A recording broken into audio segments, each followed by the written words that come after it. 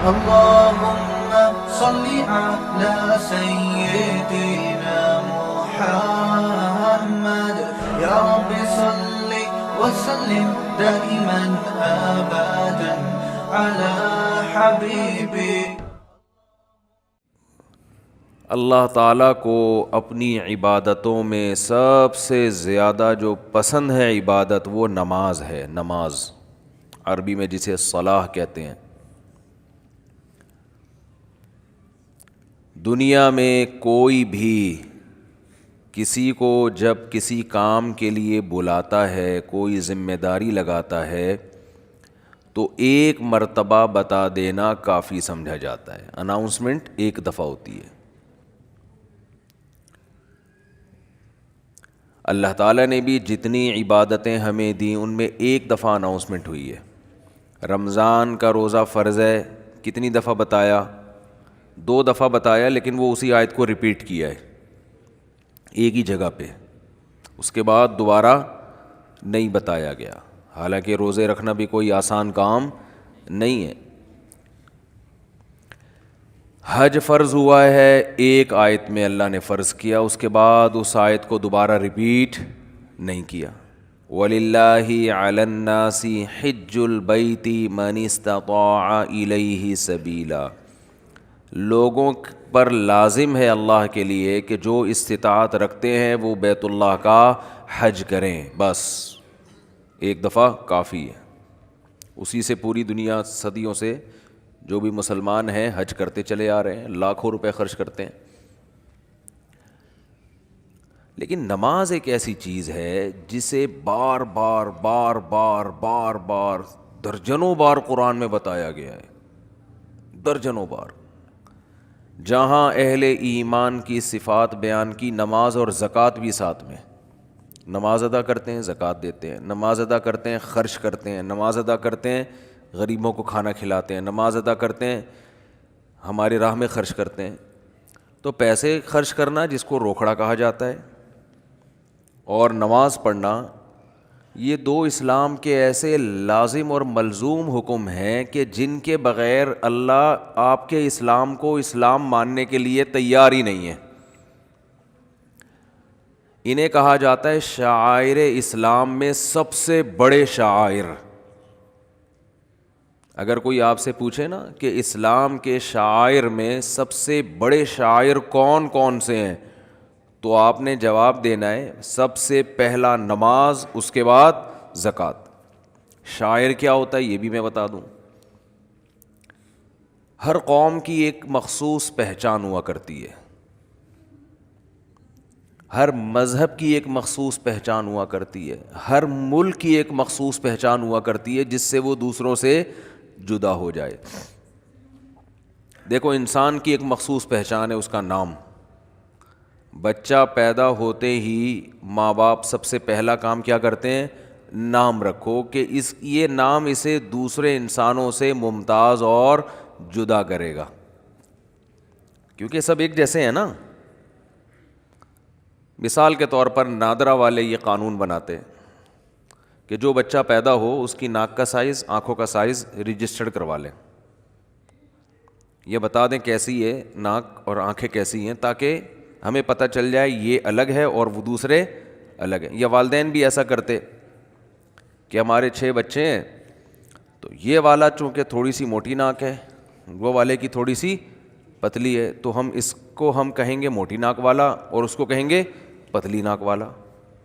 یعنی صفات سے ہم بلائیں گے اور فرق کریں گے، یہ والا وہ یہ والا ہے، وہ والا نہیں ہے یہ، اور وہ والا ہے، وہ والا یہ والا نہیں ہے. کتنی ٹینشن ہو جاتی کہ نہیں ہو جاتی؟ بھائی ہو سکتا ہے تیسرا بچہ پیدا ہوتا اس کی بھی موٹی ناک ہوتی. اب موٹی میں درمیانی درجے کی موٹی اور زیادہ موٹی، کیا ہو گیا؟ نادرا والے بھی ٹینشن میں. وہ ڈیٹا جب سرچ کرتے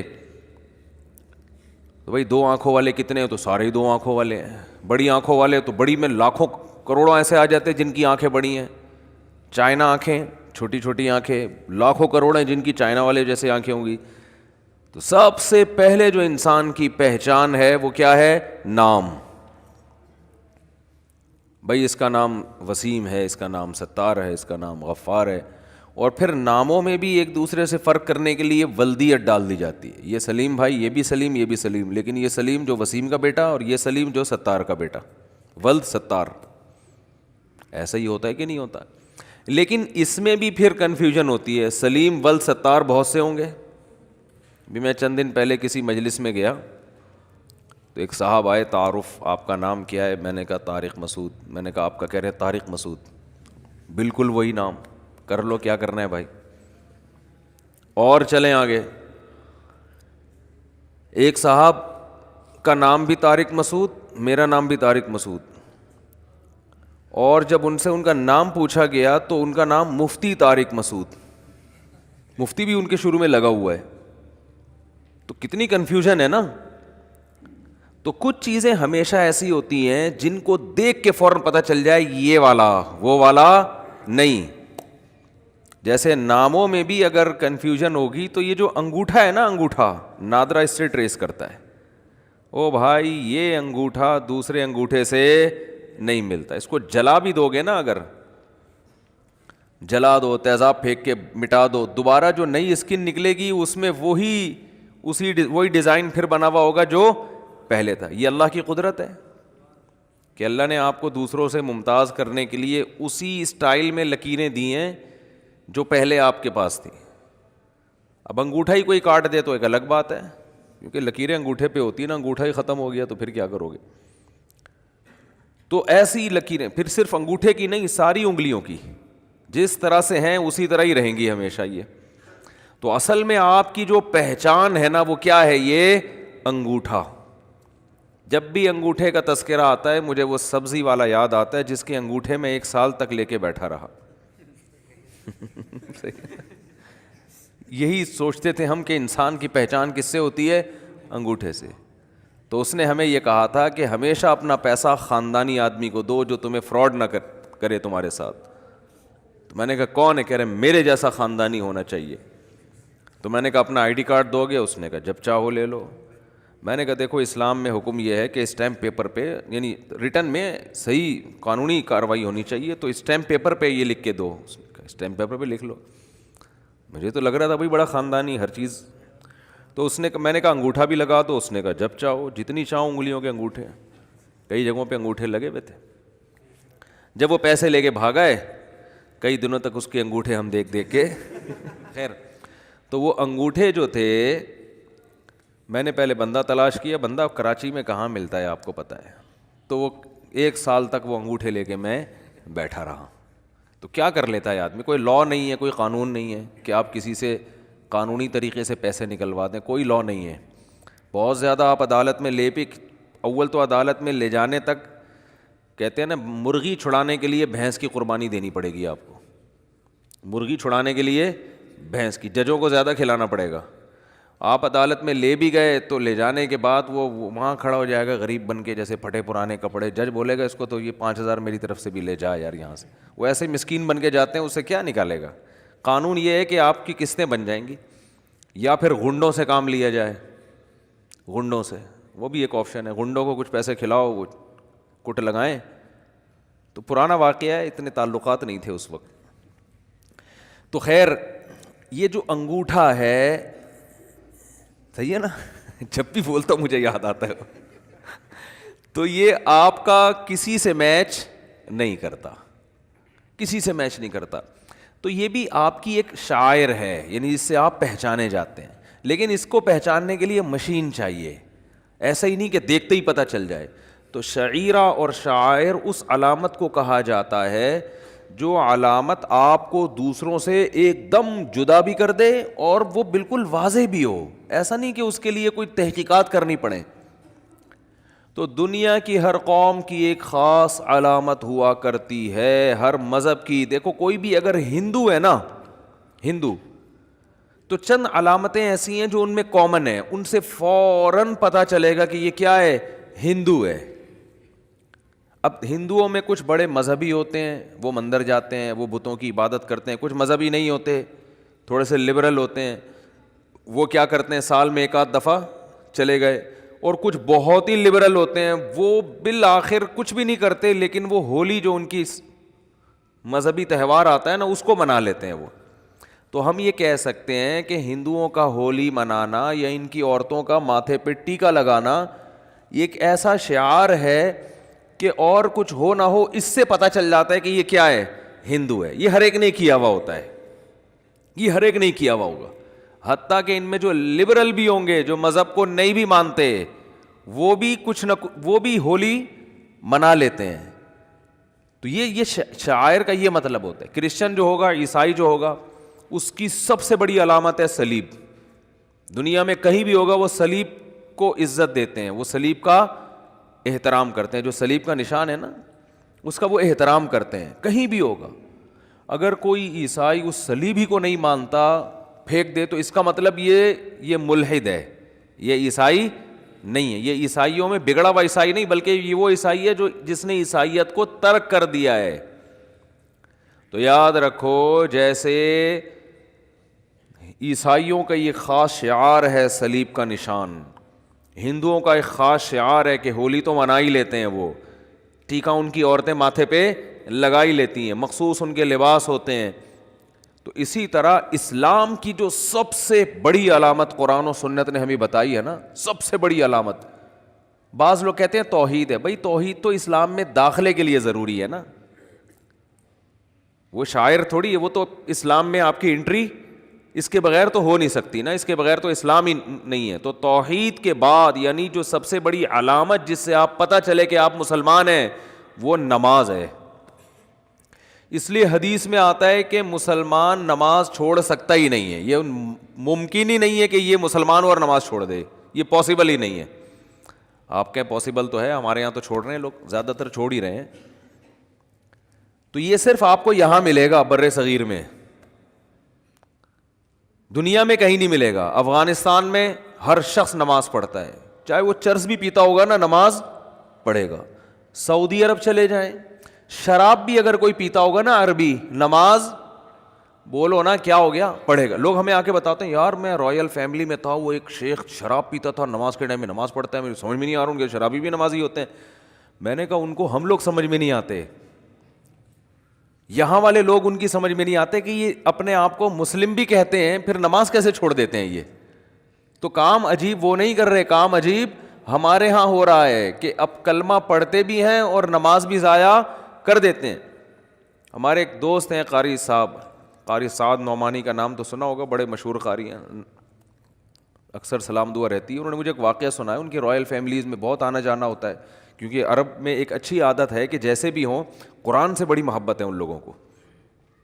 عمل میں کوتاہی اپنی جگہ، لیکن قرآن کی تلاوت کے پروگرام اور قاریوں کے ساتھ تعلق یہ عرب میں بہت ہے. تو جو بڑے بڑے مشہور قاری ہیں نا، ان کو عرب کے بڑے بڑے یعنی جو بادشاہ ہیں وہ انوائٹ کرتے ہیں. ہمارے یہاں تو قاریوں کو کوئی لفٹ، کبھی سنا وزیر اعظم نے قاری صاحب کو بلایا، کبھی سنا؟ یہاں وہ رواج نہیں ہے. عربوں میں کیونکہ ان کی زبان میں قرآن نازل ہوا نا، تو وہ قرآن سننے کے شوق رکھتے ہیں، ان کی سمجھ میں بھی آتا ہے، چاہے وہ عمل نہ بھی کریں لیکن سنتے ہیں. مصر میں آپ جائیں، جیسے ہمارے ہاں بسوں میں گانے لگے ہوتے ہیں، ایسے وہاں بسوں میں تلاوت لگاتے ہیں لوگ. اور میں عربوں کے ساتھ رہا بھی ہوں، بہت زیادہ قرآن سنتے. میں نے عربوں کے ہاتھ میں ریڈیو دیکھے، بہت پرانی بات ہے، 20 سال ہو گئے، ہمارے یہاں مدرسے میں آیا کرتے تھے بہت. تو وہ کیا کرتے تھے کہ وہ جب فارغ بیٹھے تلاوت سننا شروع. ہمارے یہاں تلاوت سننے کا ایسا ٹرینڈ نہیں ہے. تو کہتے ہیں میں نے کسی عرب ملک میں جانا ہوا، وہاں رائل فیملی کے کچھ لوگ، تو ایک شہزادہ جو تھا وہ کہیں عیاش ہوگا، شراب کے نشے میں نشے میں مدہوش، اس کو لایا گیا نا کہ بھائی یہ پتہ نہیں کہاں سے ملا ہے شاہی محل میں. کہہ رہے میں بھی بیٹھا ہوا. اس کو جیسے ہی لے کر آئے ہیں، نماز کا ٹائم نکل رہا تھا، فوراً اس نے وضو کیا ایسے کر کے نا، جلدی جلدی نماز پڑھ رہے ہیں. ہم نے کہا یار یہ دیکھو، ایک طرف عیاشی دیکھو، نماز کا ٹائم نکل رہا ہے تو اس کو نہیں نکلنے دینا، وہ تو پڑھنی ہی پڑھنی ہے. وجہ کیا ہے؟ دیکھو اپنے آپ سے اسلام کا نام ہٹانے کے لیے مسلمان جلدی تیار نہیں ہوتا کہ اسلام کا نام ہی میرے نام سے ہٹ جائے. جیسا مرضی گنہگار ہو جائے، آپ یہ تو کبھی نہیں چاہو گے کہ شناختی کارڈ میں مذہب کے خانے میں آپ کو قادیانی لکھ دیں. کوئی چاہے گا یہ؟ آپ کو غیر مسلم لکھ دیں؟ بھائی جو بھی ہے ہم یہ کہتے ہیں ایک نام ہی تو رہ گیا ہے اور تو ہمارے پاس کچھ بچا نہیں ہے, تو یہ نام ہمارے نام سے یہ لیبل نہیں ہٹنا چاہیے. تبھی ہم جب بھی کوئی غیر مسلم بھی ہم سے پوچھتا ہے آپ کا مذہب کیا ہے, ہم فوراً کہتے ہیں کیا ہے, اسلام. حالانکہ نہ داڑھی ہوتی ہے نہ جناب اور کوئی ڈھنگ کے اسلام والے کام کر رہے ہوتے ہیں, لیکن ہم کہتے ہیں وہ بات کی بات ہے, لیکن ہے ہم کیا, بولو مسلم ہیں, کہتے ہیں کہ نہیں کہتے. اور اگر وہ کہتے نہیں یار تم مسلم نہیں ہو, تم تو ڈرامے باز ہو, تم تو ہندو ہو, تم اپنی شادیوں کے طریقے دیکھو تو ہندوؤں والے طریقے ہیں, تم ہندو ہو, اگر غیرت ہوگی غصہ آئے گا کہ نہیں آئے گا, بلکہ آتا ہے غصہ, اتنی غیرت الحمدللہ مسلمانوں میں ہے. او بھائی تو مجھے ہندو کیوں کہہ رہا ہے؟ اب وہ ہندو جواب میں کہ تو کیا ہندو پڑھے لکھے نہیں ہوتے, کیا ہندو انسان نہیں ہوتے؟ آپ بولو وہ پڑھے لکھے بھی ہوتے ہیں, انسان بھی ہوتے ہیں, لیکن آپ مجھے ہندو نہیں کہہ سکتے, اتنی بڑی گالی سمجھی جاتی ہے, آپ مجھے عیسائی کہہ دو. ہمارے ایک دوست ہے, وہ کوئی ایک لڑکا آیا ملنے کے لیے نا, باہر سے آیا تھا, وہ پہچان نہیں گیا, اس کے چہرے سے ایسا لگ رہا تھا جیسے کسی اور مذہب کا ہے. وہ بعض دفعہ پہچانا جاتا ہے نا انسان اپنے. تو وہ دوست جو تھا میرا, وہ اس نے احتیاط نہیں کی, اس نے کہا آپ کرسچن ہیں یا آپ, اس کو ایک دم اس کو غصہ آ گیا, بھائی میں تمہیں کرسچن لگ رہا ہوں؟ تو میں نے بھی اس دوست سے کہا, میں نے کہا ایسے کسی کو اس طرح نہیں بولا کرو یار. حالانکہ وہ بیچارہ ایسا ہی لگ رہا تھا, کوئی زیادہ باعمل مسلمان نہیں لگ رہا تھا وہ, لیکن اس کو غصہ آ گیا کہ یار مجھے کیا کہہ دیا, کرسچن. حالانکہ کرسچن ہم سے زیادہ پڑھے لکھے ہیں, انگریز سارے کیا ہیں, کرسچن ہی ہے نا, سارے عیسائی ہیں, بڑے بڑے سائنسدان یہودی یا عیسائی ہیں. اب آپ کو چونکہ عیسائیوں میں اتنے بڑے بڑے سائنٹسٹ پیدا ہوئے اور اتنے زبردست, امریکہ کا صدر بھی عیسائی ہے بھائی, اتنے اللہ نے عزت دی ہے, لہذا آج سے میں تجھ کو معاذ اللہ پیار سے عیسائی کہا کروں گا. آپ بولو بھائی ہم بھنگی چماری جو ہے نا, اگر مسلمان ویسے ہیں نہیں, لیکن ایک مثال دے رہا ہوں, بھنگی چمار بھی ہوں, لیکن ہم نام کے ساتھ اسلام کا لاحقہ نہیں ہٹائیں گے. راحت اندھوری کا ایک شعر ہے, مگر ایک ایمان باقی ہے, اسے بڑا وہ یاد نہیں آ رہا مجھے شعر. اس شعر کا یہی مفہوم ہے کہ اور تو ہمارے پاس کچھ نہیں ہے, ایک نام رہ گیا ہے. تو یاد رکھو یہ نام بچانے کے لیے نا آپ کو نماز پڑھنی پڑے گی. یہ پوری تقریر کا خلاصہ یہ ہے. یہ نام اللہ اس وقت تک نہیں مانتا جب تک آپ نماز نہیں, 5 ٹائم نماز کی پابندی نہیں کرتے. اللہ اس نام کو مانتا ہی نہیں ہے. تبھی اللہ نے اپنے نبی کی زبان سے کسی اور جرم پر اتنے بڑے کفر کا حکم نہیں لگایا جتنا نماز چھوڑنے پر لگایا ہے. بخاری مسلم کی حدیث ہے, حضرت عبداللہ ابن مسعود رضی اللہ عنہما فرماتے ہیں کہ ہم نبی صلی اللہ علیہ وسلم کے دور میں کسی گناہ کو کفر نہیں سمجھتے تھے. کوئی بھی گناہ ہو جاتا نا, زنا بھی ہو جاتا کسی سے, ہم سمجھتے ہیں مسلمان ہے مگر اس سے کیا ہو گیا, زنا ہو گیا. ہم سمجھتے تھے مسلمان ہے مگر اس سے کیا ہو گئی, چوری ہو گئی, اس کا ہاتھ کاٹ دیا چوری کی وجہ سے. مسلمان ہے بھائی, ہاتھ کٹ گیا. مسلمان ہے بھائی, اس نے یہ کر لیا, اس نے یہ کر لیا, جو جرائم ہوتے ہیں دنیا میں. لیکن کہا فرمایا کہ ہم نماز چھوڑنے والے کو مسلمان نہیں سمجھتے تھے, اسلام سے خارج سمجھتے تھے. تبھی آپ دیکھو قرآن مجید کیا کہتا ہے, فَوَيْلٌ لِّلْمُصَلِّينَ الَّذِينَ هُمْ عَنْ صَلَاتِهِمْ سَاهُونَ الَّذِينَ هُمْ يُرَاءُونَ. تباہی ہے ان نمازیوں کے لیے جو نماز میں ریاکاری کرتے ہیں, صرف دکھانے کے لیے پڑھ رہے ہیں, اللہ کے لیے نہیں پڑھ رہے. یہ وہ لوگ ہیں جو منافق تھے. تو اللہ نے منافق کی یہ علامت نہیں بیان کی کہ وہ نماز نہیں پڑھتا. پوائنٹ کی بات ہے, اس کو کھوپڑی میں بٹھائیں. اللہ نے منافق کی علامت بیان کی, وہ جھوٹ بولتا ہے. اللہ نے منافق کی علامت بیان کی, وہ وعدے کی خلاف ورزی کرتا ہے. وَإِذَا اؤْتُمِنَ خَانَ, جب اس کے پاس امانت رکھوائی جائے تو خیانت کرتا ہے. زبان میں 2 نمبری, ہر چیز میں. لیکن قرآن کہہ رہا ہے کہ یہ کہیں نہیں کہا کہ منافق نماز نہیں پڑھتا, یہ نہیں کہا قرآن نے. کیا ہو گیا بھائی؟ قرآن نے منافق کی علامتیں بیان کی ہیں کہ یہ جرم بھی کرتا ہے, رشتہ داری توڑتے ہیں, یہ بھی قرآن نے کہا. منافق کیا کرتا ہے, رشتہ داری کو توڑتا ہے. یفسدون فی الارض, زمین میں فساد مچاتا ہے, ادھر چولیاں لگانا, ادھر سے ادھر, ادھر کی ادھر, ادھر کی ادھر کر کے لوگوں کو آپس میں لڑوانا, فتنہ پھیلانا, اجتماعیت کو توڑنا, مالداروں کو غریبوں پہ خرچ کرنے سے روکنا, یہ سارے کام کرے گا. قرآن میں ایک جگہ بھی نہیں ہے کہ نماز نہیں پڑھتا منافق, یہ نہیں ہے. ارے بھائی جب اتنے بڑے بڑے جرم کر سکتا ہے تو نماز تو سب سے مشکل چیز ہے نا, مشکل عبادت ہے. تو وہ کیوں پڑھ رہا ہے منافق؟ ارے منافق کو کیا ضرورت ہے؟ جب تم جھوٹ بول سکتے ہو، نبی کے خلاف لوگوں کو ورغلا سکتے ہو، تو نماز بھی گول کر دو. قرآن کہہ رہے نا نا نا نا نا، منافق نماز کا بڑا سخت پابند ہوتا ہے. فویل للمصلین، تباہی ہے ان منافق نمازیوں کے لیے جو پکے نمازی ہیں. یعنی منافق کی علامت ہے کہ وہ نماز پڑھتا ہے، لیکن کیوں؟ یراؤن، صرف نبی اور صحابہ کو دکھانے کے لیے، اللہ کے لیے نہیں پڑھتا وہ. اس سے پتہ چلتا ہے کہ منافق بھی نماز نہیں چھوڑتے تھے. ان کو پتا تھا کہ اگر نماز چھوڑ دی تو لوگوں کو پتہ چل جائے گا کہ یہ اسلام سے اس کا تعلق نہیں ہے. تو یہ شو کرنے کے لیے کہ ہم مسلم ہیں، ہمیں مسلمانوں جیسا سلوک کرو، ہمیں مسلمانوں کے قبرستان میں دفناؤ، ہماری مسلمان عورتوں سے شادیاں کرو، جب میدان جنگ میں فتح ہوتی ہے تو مال غنیمت میں ہمیں بھی حصہ دو. یہ تمام کی تمام مسلمانوں والی فیسلٹیز حاصل کرنے کے لیے منافق کو بھی نماز باجماعت میں حاضری دینا پڑتی تھی، یہ شو کرنے کے لیے کہ میں کیا ہوں؟ مسلم ہوں. اور آج پکے مسلمان کو بھی حاضری دینے کی ضرورت، بولو بھائی، نہیں ہے.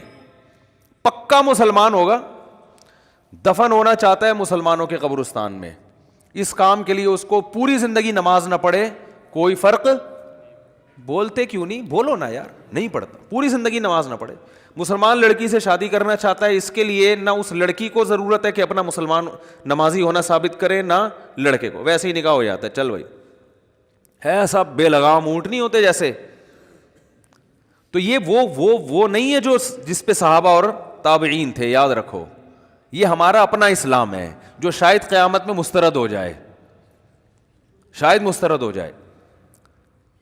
تو اس لیے اسلام کی جو سب سے پہلی علامت ہے کہ ہندو جب آپ کو دیکھے گا تو اسے پتہ چل جائے گا کہ مسلمان ہے، وہ کیا ہے؟ جیسے ہی یدعون الی السجود، قرآن کہتا ہے جب سجدے کے لیے بلایا جاتا ہے، حی علی الصلاۃ کی ندا لگتی ہے، تو یہ اس ندا پر لبیک کہتا ہوا مسجد کی طرف جاتا ہے. 5 ٹائم نماز پڑھتے ہیں.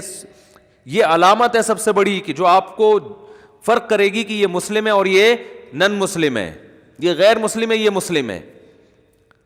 تو یہ جو ہمارے ہاں اتنا حساب چل رہا ہے نا، اندھی چل رہی ہے، بالکل پڑھتے ہی نہیں نماز. اور جو پڑھ رہا ہے اس کو سمجھتے ہیں بہت نیک ہے، یہ کیا ہے؟ بہت زیادہ نیک آدمی ہے. ایسا نہیں ہے بھائی. ٹھیک ہے، جو پڑھ رہا ہے نا وہ تو ابھی پہلی سیڑھی پہ آگے کھڑا ہوا ہے، اس نے اپنا مسلمان ہونا ثابت کر دیا ہے کہ میرا مذہب کیا ہے؟ اسلام ہے. باقی چیزیں تو بات کی ہیں. مفتی طارق مسعود صاحب کے بیانات سننے کے لیے youtube.com/مفتی طارق مسعود کو سبسکرائب کریں. اور اگر آپ لائیو ویڈیو کو کبھی بھی مس نہیں کرنا چاہتے ہیں تو سبسکرائب کرنے کے بعد بیل آئیکن پہ کلک کرنا مت بھولیں. جزاک اللہ.